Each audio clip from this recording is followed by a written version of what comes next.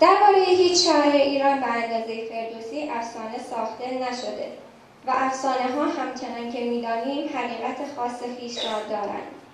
همان گونه که او حقیقت ایران را در خلال افسانه‌ها سروده، دیگران نیز حقیقت زندگی او را در نهاد افسانه‌ها جای دادند و این مرد بزرگوار بی‌نظیر این موهبت بی‌نظیر را نیز خاص خود داشته که هم در زندگی و هم در مرگ بر او رنگ افسانه‌ها بنشینند. از جناب آقای دکتر هوشنگی دعوت می‌کنیم تا برای ایراد سخنرانی تشریف بیارند. با دستای قشنگتون همراهیش می‌کنیم.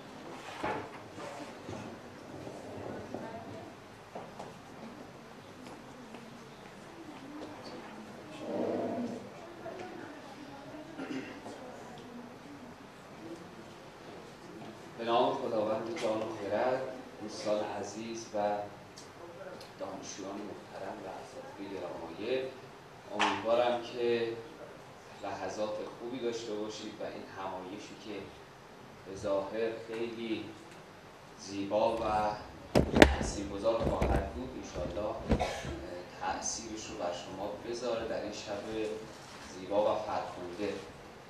مبحثی که بنده برای شاهنامه در نظر گرفته بودم حاصل یک سلسله تحقیقاتی است که بنده چندین سال است روی شاهنامه انجام میدم و عنقریب هم کتابش وارد بازار میشه. بحث روانشناسی شاهنامه یا تعبیری روانکاوی در شاهنامه است. اون چیزی که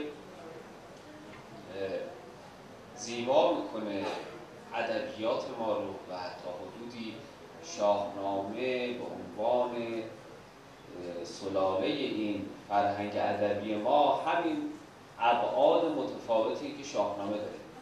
این ابعاد متفاوتش حالا از لحاظ هنری استاد راجبش کار خواهند کرد و خواهید دید، از لحاظ شعری و بلاغی. یک از نکاتی که بسیار در شاهنامه زیباست و تا به حال کسی بهش مراجعه نکرده بود و تقریبا میشه گفتش که مبحث جدیدی بود من روش کار کردم، بحث تئوری های جدید روانشناسی در شاهنامه بود. جستجوی اندیشه های کسانی مثل فروید، یونگ، آدلر، کارل هورنای و امثالهم در اوراق شاهنامه. بحث رو اینجوری آغاز می‌کنیم دوستان که ادبیات و روانشناسی سه تا رابطه بیشتر با هم ندارن. یعنی کلا متون ادبی با روانشناسی سه تا رابطه بیشتر ندارن. حالا خیلی مباحثش پیچیده میشه در خیلی از قسمت‌ها اگر بخوام توضیح بدم. یکی از مواردی که مهمتره و ما بهش می‌پردازیم بحث گفتمان و روابط مشترکی است که بین ادبیات و اصول روانشناسی هست. خب یک شخصیتی داریم، حالا شاید هم بشناسیدشون، شنیدم که اینجا فقط دانشکده علوم انسانیه. یک شخصیت هست به نام یونگ، در روانشناس‌ها از شاگردان فروید بوده و با اون هم مخالف بوده تا یه حدودی.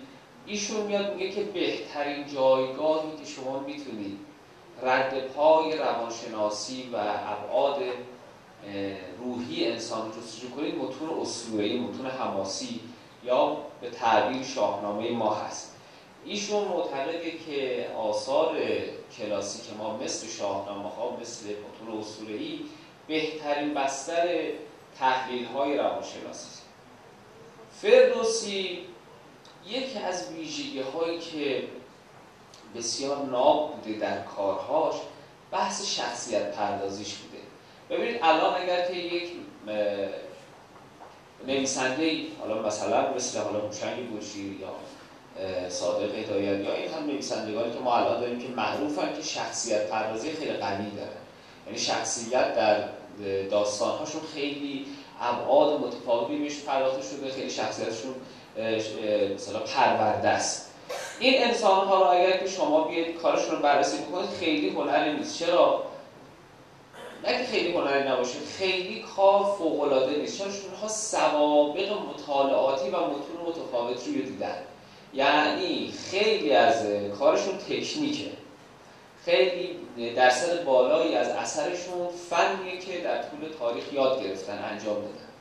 ولی وقتی یکی مثل فردوسی در قرن 3 و 4 میاد بدون پیشینه مطالعاتی فنی که الان هست، بدون هیچ گونه نظریات جدید، کلاسی که کسی بخواد بره ببینه، برنامه یا آکادمی یا هر چیزی، میاد به این گونه قوی شخصیت پردازی میکنه، تنها و تنها چیزی که شما میتونید در برابر شخصیت بگید یه آدم نابغه‌ای بوده.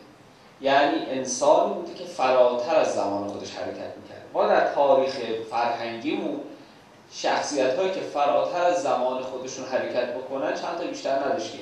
یکیش همین مولانایی که از ما تقریبا سرقت شد و یکی حافظ هست و یکی هم فردوسی.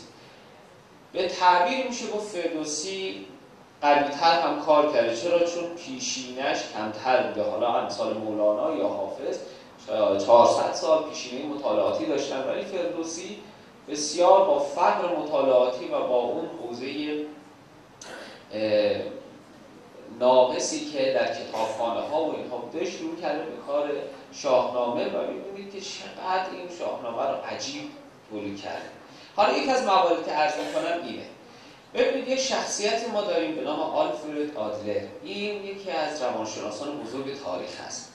ایشون یک نظریه‌ای داره به نام عقده حقارت. ایشون عقده حقارت میگه آقا نیروی حرکت دهنده انسان‌ها چیه؟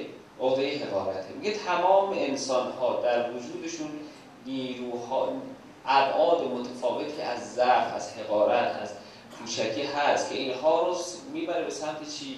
به سمت کمال طلبی، به سمت والا رفتن.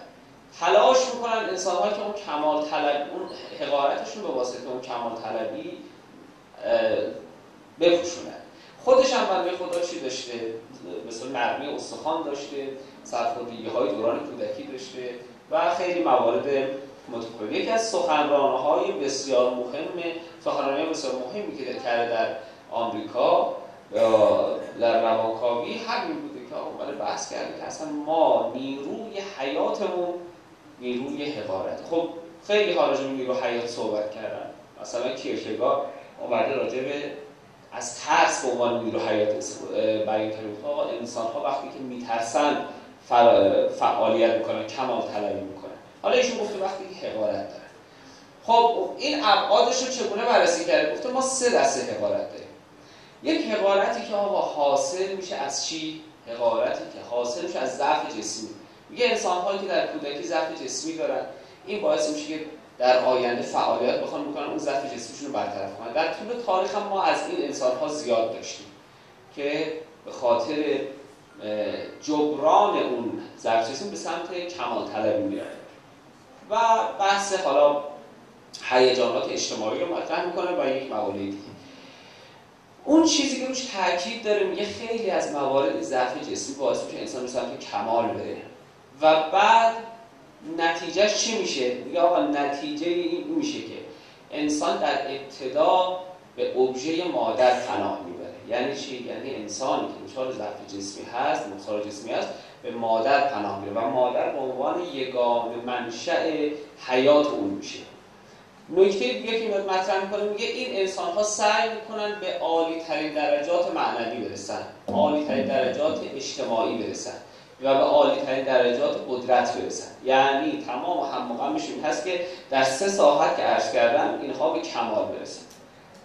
پس 2 نکته تا حالا گفتم. نکته سومی که میگه در طول زندگیشون اینها مدام پرش‌های ذهنی دارن به سمت چی؟ جبران و اعتراض به اون حقارت دوران کودکی. خب 3 تا قسمت ایشون راجع به این مسئله راجع به مسئله گفته که به عنوان شخصیت شناسی انسان‌های شخصیت شناسی کمال مطرح میکنه. خب ما در شاهنامه حالا رجوع میکنیم. فردوسی میاد شخصیتی رو پرورش میده به نام زال. این شخصیت زال دوستان عرض میکنم اول خدمتتون که تقریبا حاصل هنر فردوسی، یعنی فردوسی این رو از متون گذشته اوستا و اینها به این صورتی خودش پرورش داده استخراج نکرده.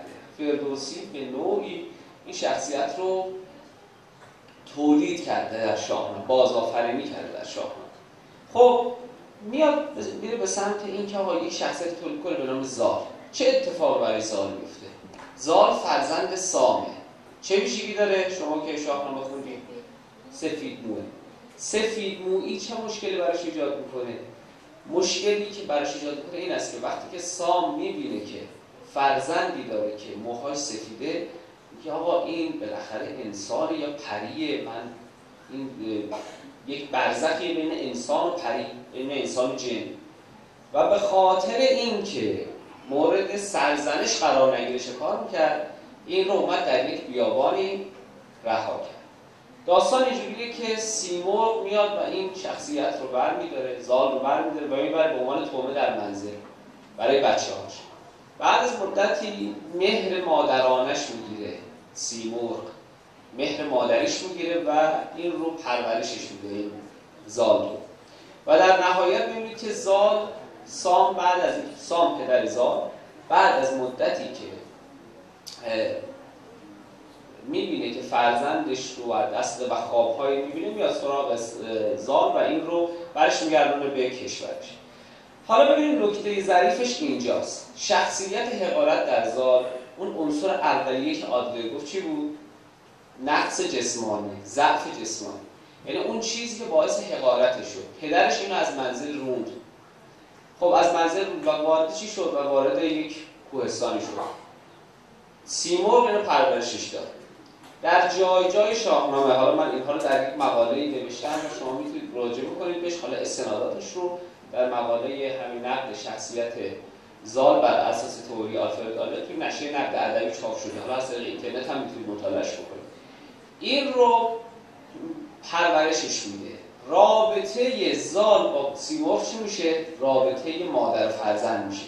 در جای جای شاهنامه فردوسی اشاره میکنه به این که سیمرغ مانند مادر میشه. پس اون ابژه مادری که گفتم تو تئوری آدلر همینجور تحقق پیدا میکنه. خب مرحله سوم میشه چی؟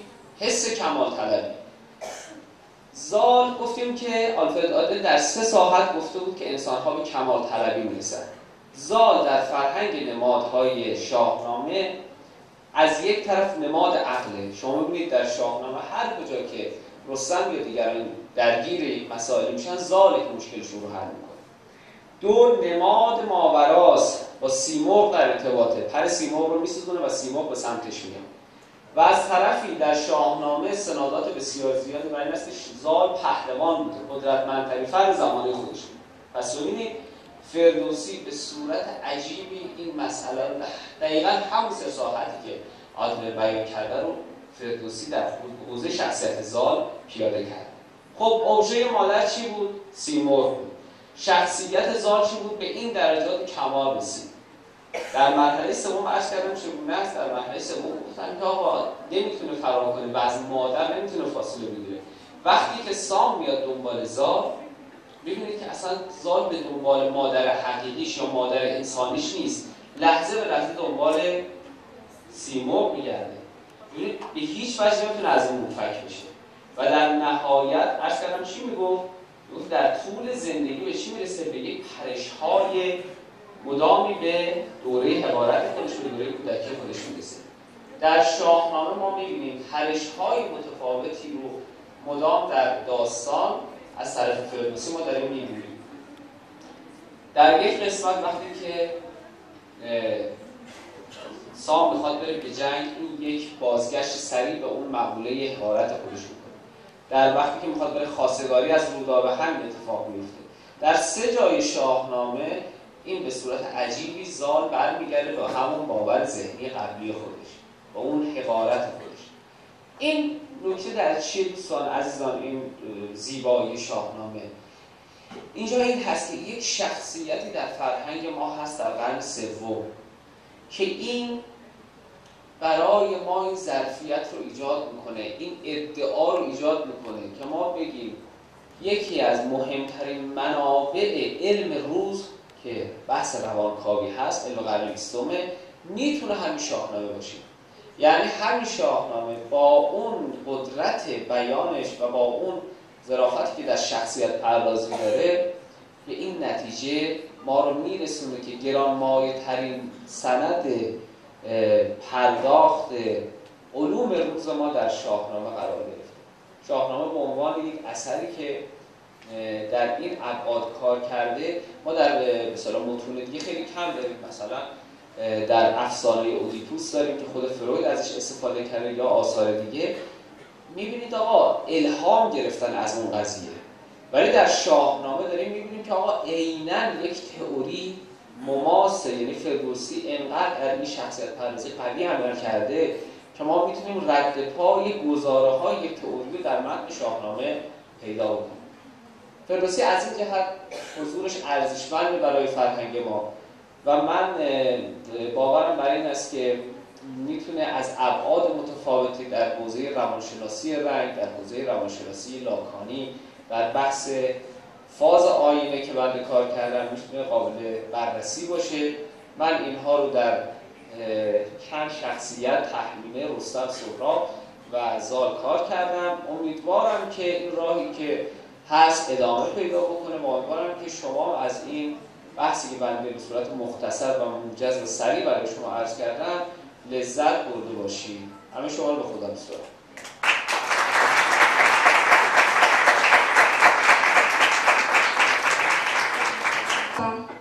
نقال ایرانی افسانه‌گویی ایرانی کهن‌ترین شکل بازگویی افسانه‌ها در ایران است و از مدت‌ها پیش نقش مهمی در جامعه داشته.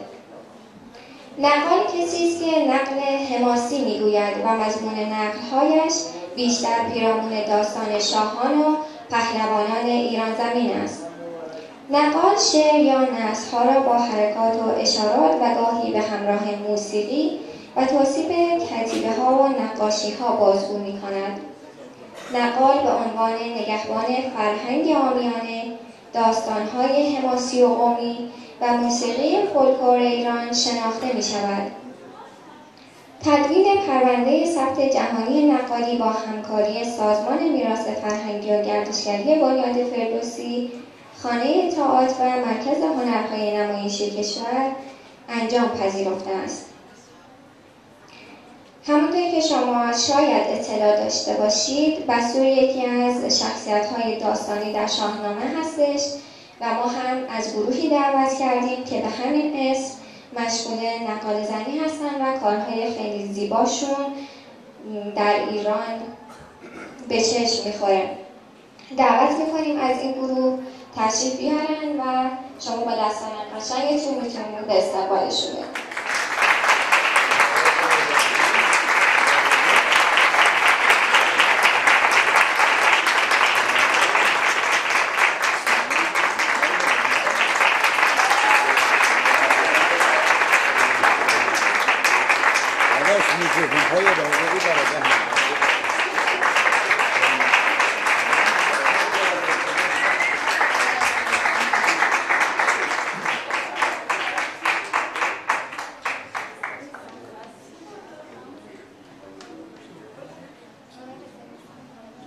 میاد میکروفون آماده بشه من براتون یه قسمت رو اجرا بکنم و بعد میریم با میکروفونم کار میکنم.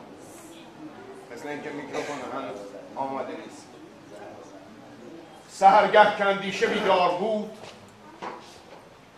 زالایش تن سبکسار بود، چو بگشود دل دیده بر خاک او، چنین گفت با تربت پاک او که میزبان میهمانت کجاست، زمین و بلند آسمانت کجاست، کجا ماندی آن در یک دانه را، نه دردانه جنجور درخانه را، مبادا کنی دست زحمت دراز، بدان سر که از وی شدی سرفراز، برویان بنفشه به پیرامونش، به گل غرقه کن فرق تا دامنش، به جشن هزارش هزاران هزار بیاورز خمیاگران بهار که بر یاد او شادمانی کنند،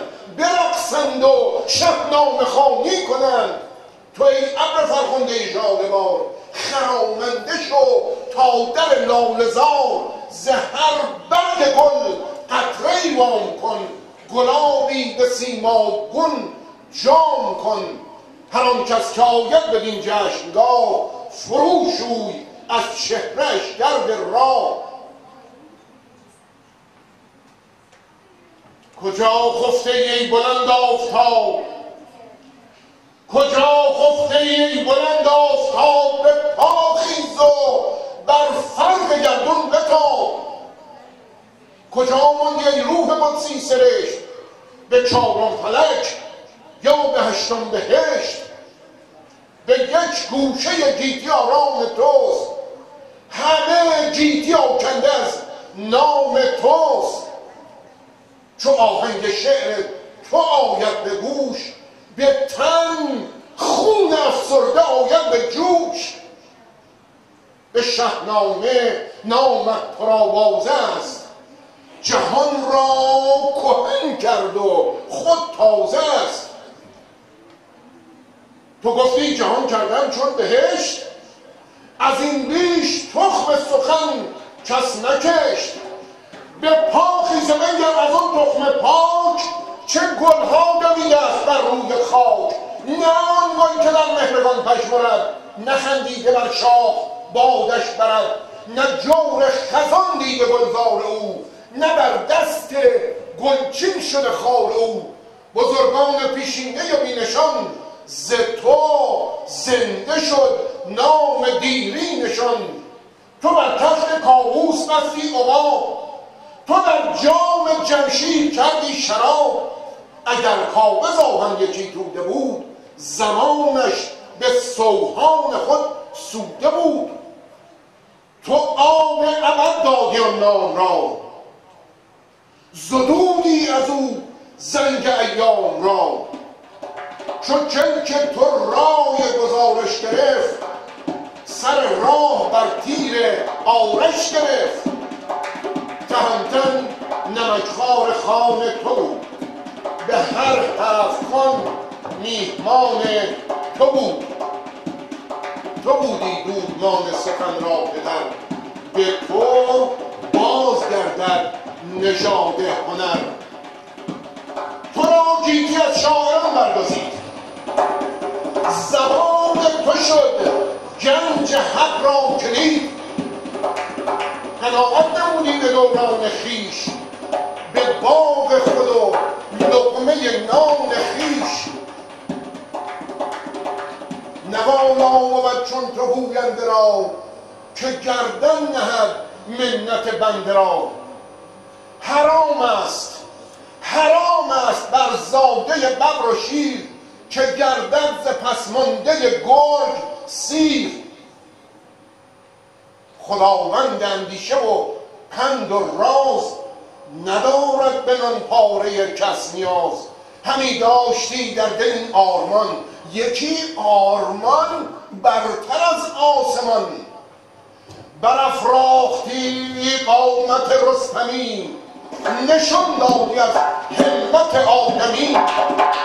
تویی دومین کاوه روزگار، تویی دومین کاوه روزگار. درفش تو شهنامه نامدار، گرو عهد ضحاک را پاره کرد، پی تازی از کشور آواره کرد. تو ایرانیان را شدی رهنمای، به فر فریدون و راه نیای. خدایت بدان کار پیروز کرد، شب تار ایران به تو روز کرد. شگفتا شگفتا از آن همت نامدار، که 30 سال بر جای ماند استوار. نه پیری تو را کرد در کار سر، نه از بینوایی شدت روز زد. تنت گر ز پیری گرانخیز بود، دماغ جوان آتش انگیز بود. ز جا خیز بنگر که در خاک توس، به دستی زمین نیست بی جای بوس. گرت بیمت از طعنه عنصریست، زمانه نشسته پی داوریست. سخنهایتان سر به سر گوش کرد، تو را ماند و او را فراموش کرد. چه ترسی که میمندی زنده است، هزاران چو میمندیت بنده است. گرت شاهت از پیل خود بیم داد، وزیر دغل جای زر سیم داد. چو تو بیرق افراشتی برقوار، چون محمود را ما کردی هزار. گرت بستن بند طوس آرزوست، چو ایران ز نام تو پر آبروست. برآمد یکی نعره از بر خاک، نه از خاک از آن مرقد تابناک. بگفت ای گرانمایه فرزند من، ز پشت سخن پاک پیوند من.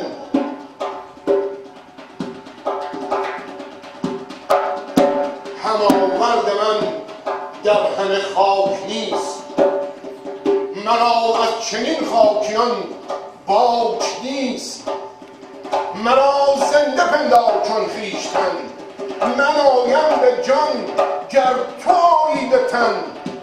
درودم فرستی فرستم درود، بخوانی بیایم ز گنبد فرود. دعای تو بر هر چارت شتاب، من آمین کنم تا شود مستجاب.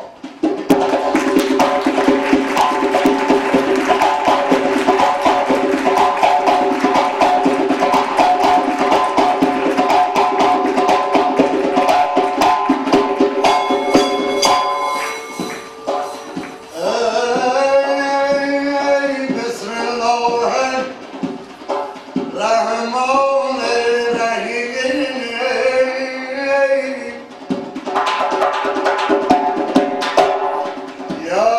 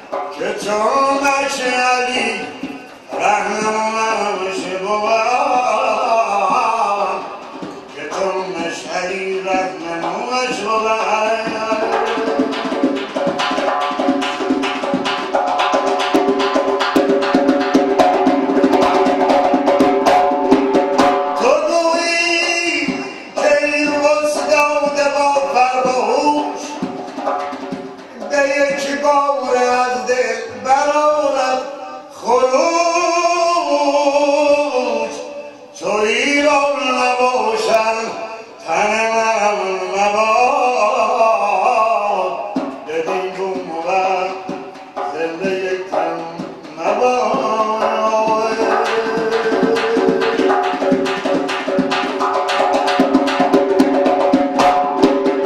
بگو بدام دهقان کنون داستان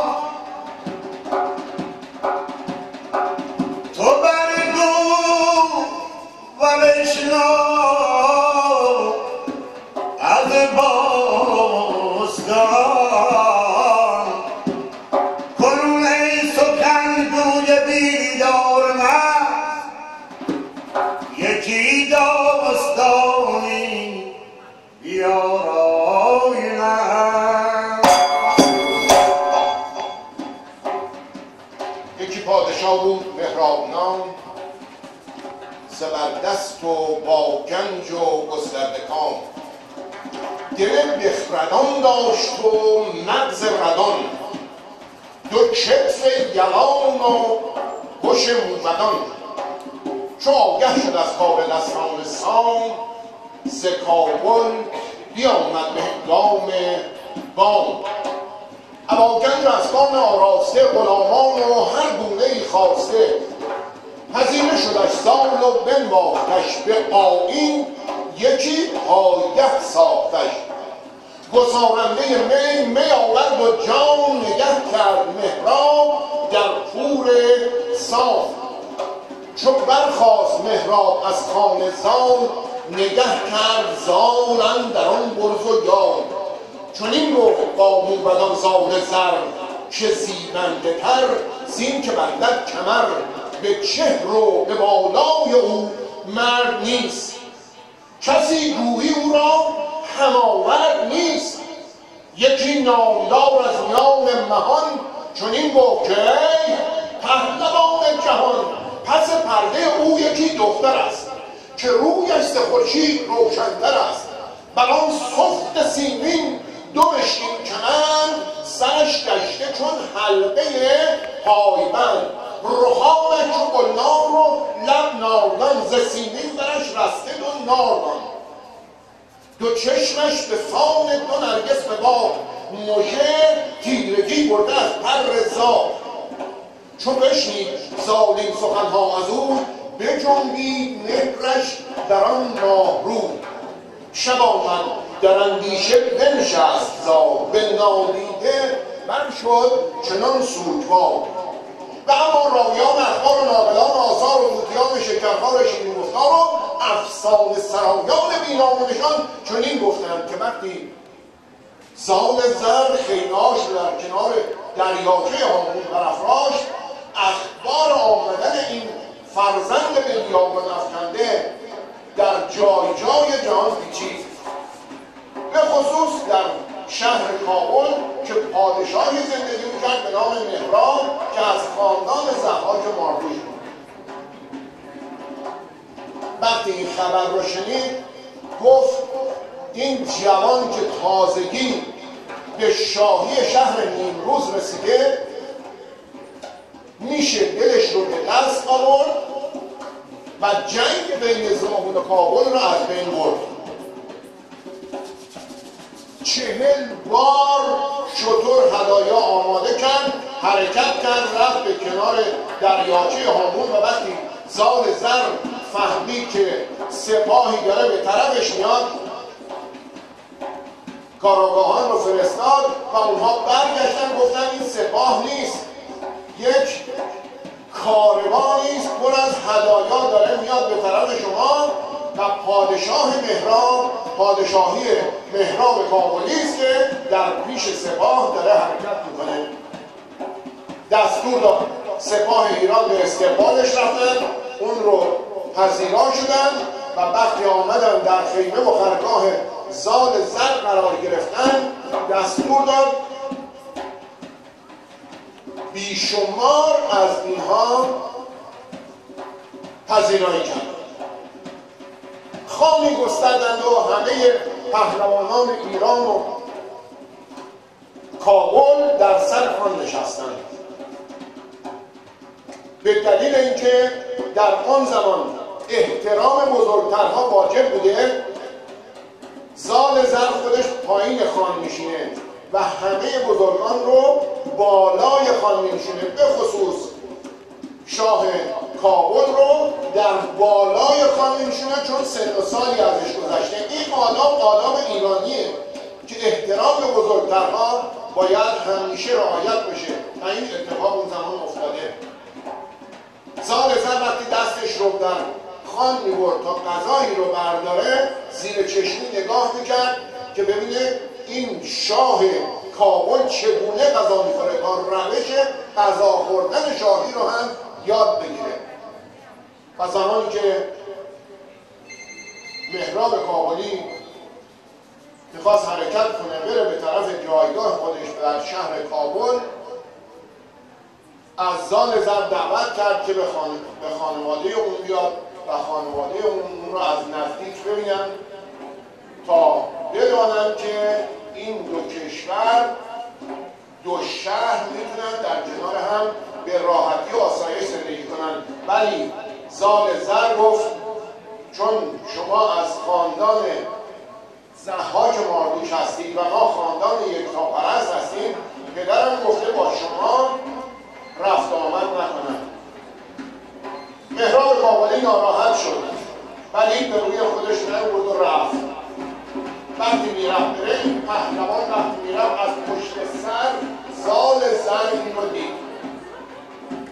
به یکی از پهلوانان ایران گفت ببین چه پهلوانی است، این نباید فقط پادشاه باشه، باید مرد جنگجویی هم باشه، کمر خودش رو باید ببنده برای جنگیدن آماده باشه.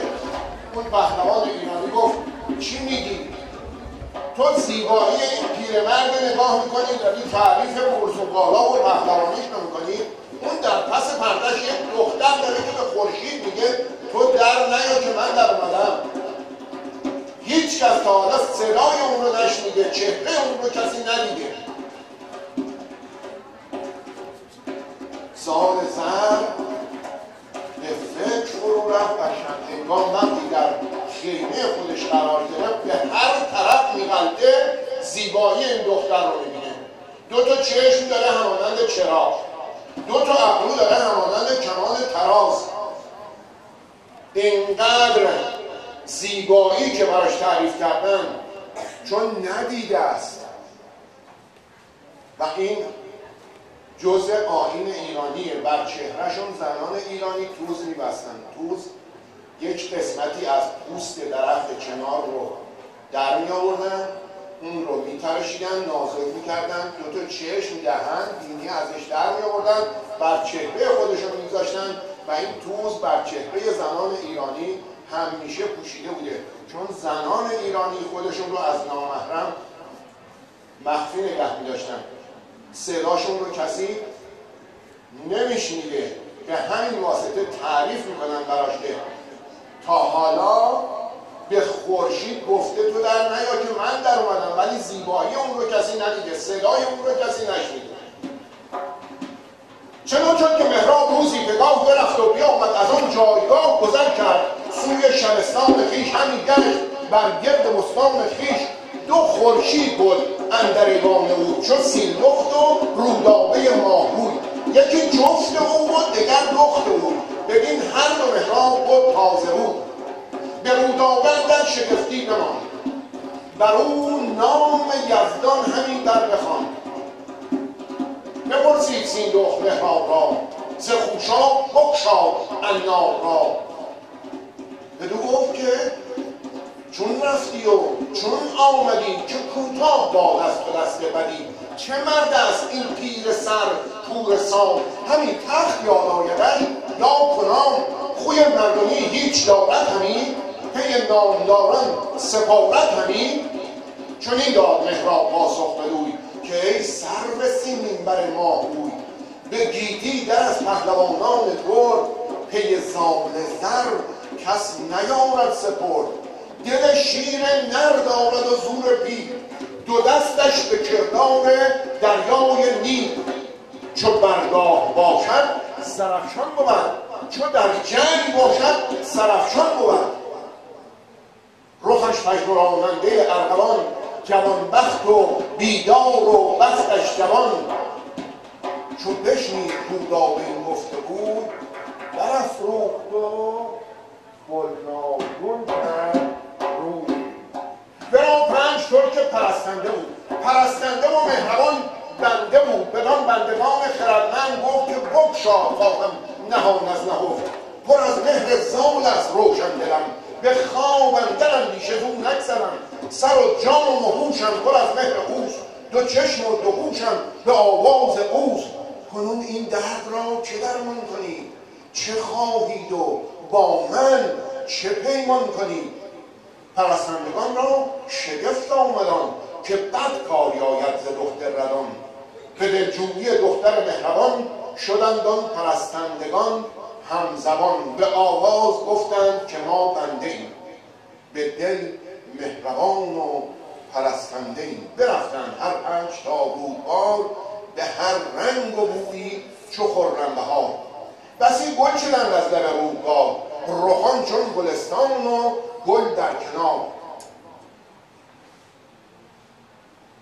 وقتی مهراب کابلی به کاخ پادشاهی خودش رسید، همسرش و دخترش سیندخت و رودابه به استقبالش اومدن. از اون پرسیدن رفتی این فرزند سپیدموی پیرزال رو دیدی؟ فرزند به بیابان افکنده سام نریمان رو دیدی؟ آیا خوی مردمی داره یا همینطور که با مرغ بزرگ شده رفتاری مرغگونه داره؟ چنان تعریف زیبایی و فصاحت زبان و کلام این فرزند پهلوان ایرانی رو برای همسرش و دخترش تعریف کرد که وقتی دختر شنید چهرش برافروخته شد. رفت در پس ستونهای کاخ و رفت توی مشکوی خودش. 5 پرستار داشت. پرستارا در اطرافش جمع شدن، گفتن چه خبره؟ گفت من به نادیده عاشق زال زر شدم. هر کاری میکنید بکنید، این فرزند سام نریمان رو بیارید از نزدیک من یک بار ببینمش. اینا برای دخترای خودم میگم، برای جوانای خودمون. ما در آیینمون این گونه است که وقتی ندیدیم بیشتر بهش پیوند داریم. زمانی که خداوند این موقعیت رو فراهم میکنه که فرزندی به سن کدخدایی برسه، چه دختر و چه پسر. ما زمانی که به سن بلوغ میرسیم رو میگیم سن کدخدایی، چه دختر و چه پسر. زمانی که دختر و پسر برای خواستگاری همدیگر میرن، اگر چشم و دلشون پاک باشه یک برقی تو دلشون زده میشه که این برق تا پایان عمر ماندگاره. سختی ها بیاد، خوشی ها بیاد، ولی هیچ کدوم اینها نمیتونه اینها را از هم جدا بکنه. و این لحظه دیدار زال زر و رودابه هم این اتفاق افتاد. زمانی که از بالای باره رودابه زال زر رو دید و از پایین زال زر رودابه رو دید، چون عشقشون خدایی بود و با چشم خدایی به هم دیگر نگاه کردن، یک برق تو چشم اینها زده شد و اینها به پای هم موندن. و بعد از ماه‌ها کشمکش بین دو خانواده مهراب و سام بالاخره این ازدواج سر گرفت و با آیین یکتاپرستی ما ایرانیان پیوند عقد بسته شد و زال و رودابه با همدیگر وصلت کردند و خداوند بزرگترین پهلوان جهان رو از این زوج به دنیا آوردیم که ما نام اون رو رستمزایی و بزرگترین مردی که اولین بار از پهلوی مادرش به دنیا اومد. یعنی این آیین‌ها آیین‌های ایرانیه. پزشکان ایرانی در 4700 سال پیش جهان پهلوان رستم دستان رو از پهلوی مادر به دنیا آوردن و این افتخار برای ما ایرانی هاست، برای زنانمونه، برای پزشکانمونه و برای همه ایرانیانه که این آیین رو به جای اینکه بگیم سزارین بگیم رستمزایی. خب داستان رو من همینجا تموم میکنم چون فکر میکنم که من زیاد وقت گرفتم. ببخشید وقت دوستان گرفتم که من یک چه کاملی رو ببخشید من یادم رفت باز 2 مرتبه من وقتی شاهنامه میخونم دوستانم یادم میره. آقای آشوری از مرشدان بین المللی ایران هستن که در یه اشکال نداره نزدیک که من اگر اصلا شما یاده رو رب منم جزو شما اول دیسی چه کار برم بخوندم باشم خودی منم محله حاجی شدم عذرخواهی میکنم چون من وقتی شاهنامه میخونم اصلا خودم هم دیگه یادم میره. ببخشید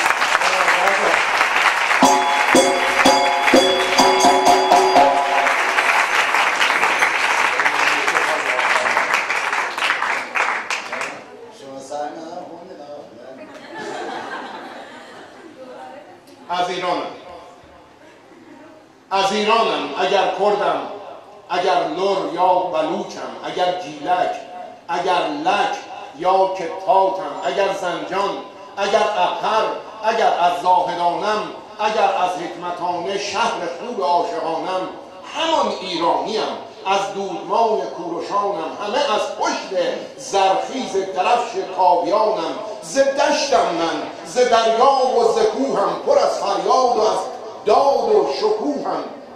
من از فردوسم و از شهر توسم، سترگم چون درخت آبنوسم. من آن بابک همان ببر دلیرم، آذری هستم ستبرم همچو شیرم. ز کردستان از کرمانشاهانم، من از منجیل و رود کادوسانم. ز تاکستان قزوین شهر سنگان، ز شهر بلبلان از شهر تاشان. من از شهر سپاهان اصفهانم، من از گردان شهر رازجانم. همون ایرانیم از دودمان کوروشانم، همه از پشت زرخیز درفش کاویانم. از ایرانم کنم من پاسداری، کنم هر دم به خاکش خاکساری.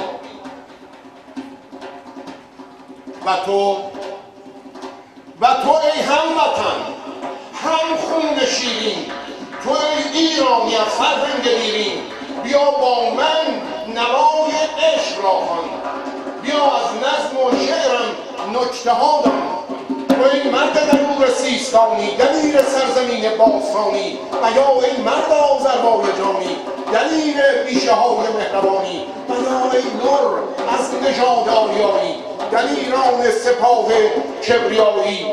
الف یعنی که ما آزادگانیم، به فرمان اهورا بندگانیم. و یعنی که ما یزدان پرستیم، به جام رحمت حق مستیم. و یعنی که رندان غیوریم، به دنیا مردمانی پرغروریم.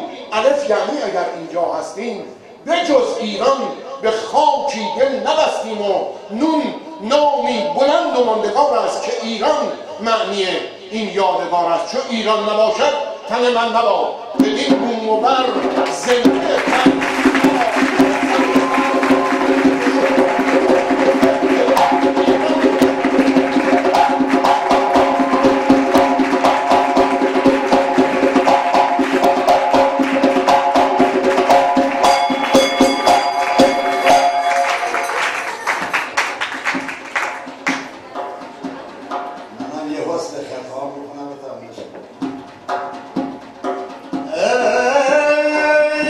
ای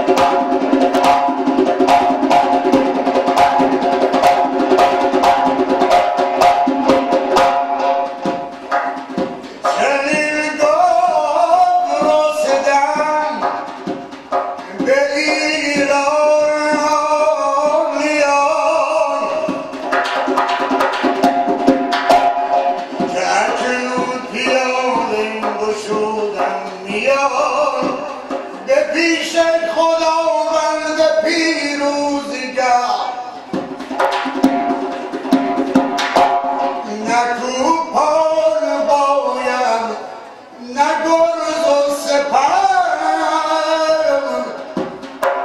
همه سر به خاک سیه بر نهی از آن پس همه تاج بر سر نهی